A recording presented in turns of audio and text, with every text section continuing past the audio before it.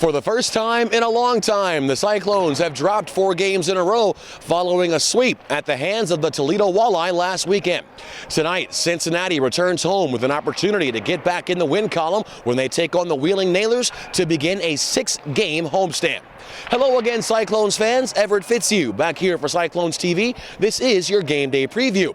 For the first time under head coach Matt Thomas, the Clones have dropped 4 games in a row, but despite the results not going the way the Cyclones would have liked, this team still feels there is plenty they can build off of over their last few games. Yeah, I don't like the results. A lot of the games, I like the way we played. I go back to the game in Indy on the road. I thought we played really solid. We ended up having a 2-goal lead that I needed to try to evaporate, and we couldn't make that happen. We just ran out of clock time ultimately, but we're not scoring goals. And we look at the results, and I think in our last 10 we've averaged 2.5 goals a game, and for me that's there's some things that obviously we're not doing that we need to do, and we had identified a bunch of those. We worked real hard here this week in practice because we're a team that's really not up to the standard of our level of execution and expectation of where we want to be. So yeah, I mean we're doing a few things, well. I mean, obviously the results aren't there.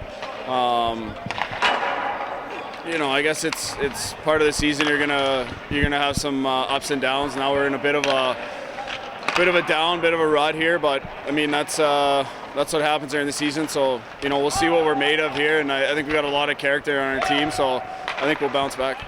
Tonight begins a 6-game homestand for the Cyclones, and the team understands just how crucial this stretch is with a little bit over a month and a half left in the regular season. It's critical. When I got the schedule back in April and it was finalized throughout the summer with some minor changes, looked at this stretch as a key stretch.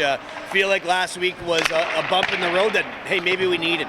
Maybe we needed that opportunity to reset. Sometimes those things are humbling, and more importantly, they reset your mind to where it needs to be. And I think we've identified some things that are going to allow us to be better, but we have to take advantage of these 6 games. Our March is light in terms of games played, but it certainly has some challenges with road games and some tough long trip and a couple back-to-back tough trips that we have to endure. So again, it's really important that we continue to feel confident in this arena, but more importantly, put ourselves in a position where no matter what in the first round, we're in a position to be playing in this arena 4 out of the 3 games in a 7-game series. Yeah, we've had a lot of success here in the last couple of years, so yeah, it's nice to be home for a bit. But I think these games are going to be wars. They're going to be battles. You got teams coming in here that are fighting for position and playoff spots. And I think the Wheel is they're position out of the playoffs. So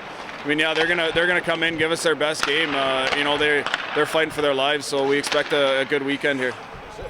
We feel that our game plan and our structure sets up to play against any team's offensive attack, and I think again we know that we've got our hands full, but I don't know if we're gonna have an easy game the rest of the road here, and I don't think any team in the league is gonna give anybody an easy game.